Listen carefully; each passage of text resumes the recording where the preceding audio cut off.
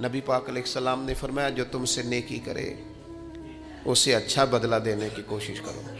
اور حضور فرمانے لگے اگر بدلہ دینے کی طاقت نہ ہو تو پھر اس کے لیے دعا کرو، اور اتنی کرو اتنی کرو اتنی کرو محسن کے لیے دعا کہ تمہیں یوں لگے کہ تم نے حق ادا کر دیا ہے،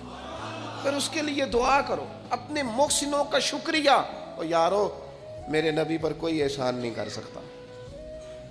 لیکن میرے رسول پاک صلی اللہ علیہ وسلم سے جس نے تھوڑی سی بھی محبت کی نا، مدینے والے لینے گئے میرے نبی پاک کو ہجرت سے پہلے، تو حضور کے چچا حضرت عباس رضی اللہ تعالیٰ عنہ حالانکہ ابھی کلمہ نہیں پڑھتے تھے، وہ کہنے لگے وہ مدینے سے لینے آنے والوں،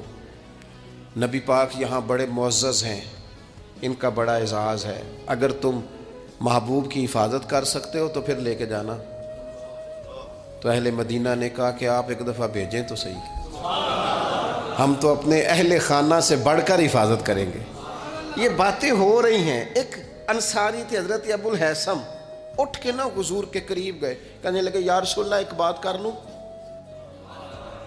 حضور نے فرمایا کر لو۔ عرض کی حضور ہمارے جن سے بھی تعلقات ہیں ہم سب سے بگاڑ دیں گے،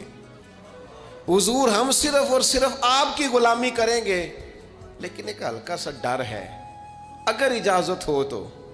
عرض کر لوں؟ حضور نے فرمایا کرو۔ عرض کرنے لگے یا رسول اللہ کل کو اگر آپ کو غلبہ ملے اور اللہ کے فضل سے ملے گا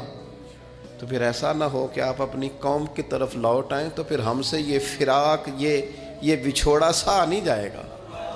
حضور پھر آپ واپس تو نہیں آئیں گے۔ تو حضور نے ان کی بات سنی تو حضور مسکرا پڑے، فرمایا مدینے والوں سنو، کبھی نہ بھولنا میں تم میں سے ہوں اور تم مجھ میں سے ہو۔